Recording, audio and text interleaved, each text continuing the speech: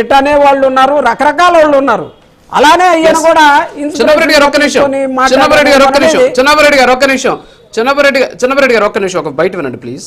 నేను దేశభక్తుడిని కాదు, నాకు దేశం అంటే భక్తి లేదు. మీరు కరెక్ట్ గానే ఉంటున్నారు. నాకు దేశం అంటే భక్తి లేదు, నేను దేశభక్తుడిని కాదు.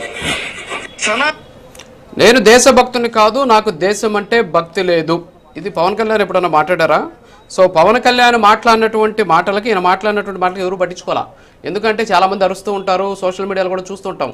పవన్ కళ్యాణ్ ఇప్పుడు నాకు కూడా ఇప్పుడు నేను డిబేట్ చేస్తున్నా, నాకు కూడా చాలా బూతులు మెసేజ్లు పెడతా ఉన్నారు. సో బూతులు పెట్టిన వాళ్ళందరి మీద దేశద్రోహం కేసులు పెట్టట్లా.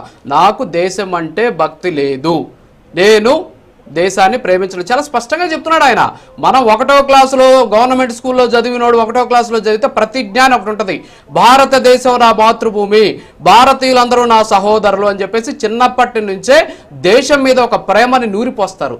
మరి అలాంటి వ్యక్తి వచ్చి నేను ప్రశ్నిస్తున్నా, నా ప్రశ్న దేశం మీదే నాకు నమ్మకం లేదు, దేశం మీదే ప్రేమ లేదు, దేశాన్ని నేను ప్రేమించలేదు, దేశం మీద నాకు గౌరవం లేదనేవాడు ప్రశ్నించడానికి హక్కు ఎక్కడ ఉంది?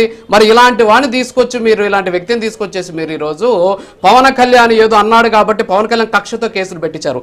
దీన్ని మీరు సమర్థిస్తారా ఒక భారతీయుడిగా? చెప్పండి సార్. రాజు గారు, మనం మాట్లాడే కంటెస్ట్ వేరు, అది ఈ వేదిక మీద మాట్లాడినటువంటి అంశం. రావణ గురించే మాట్లాడుతున్నా, కంటెంట్ కాదు, రావణ గురించే మాట్లాడుతున్నా.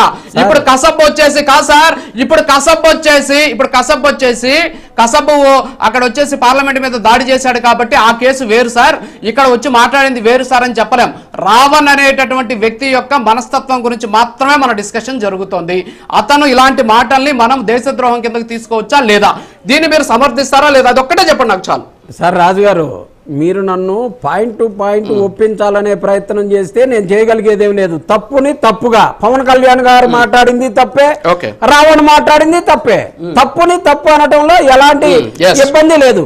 ఈడ వైఎస్ఆర్ కాంగ్రెస్ పార్టీకి రావణేమే మాకు చుట్టం కాదు, లేకపోతే రావణేమే మా ఫ్రెండ్ కాదు, లేకపోతే మా పార్టీ సభ్యుడు కాదు.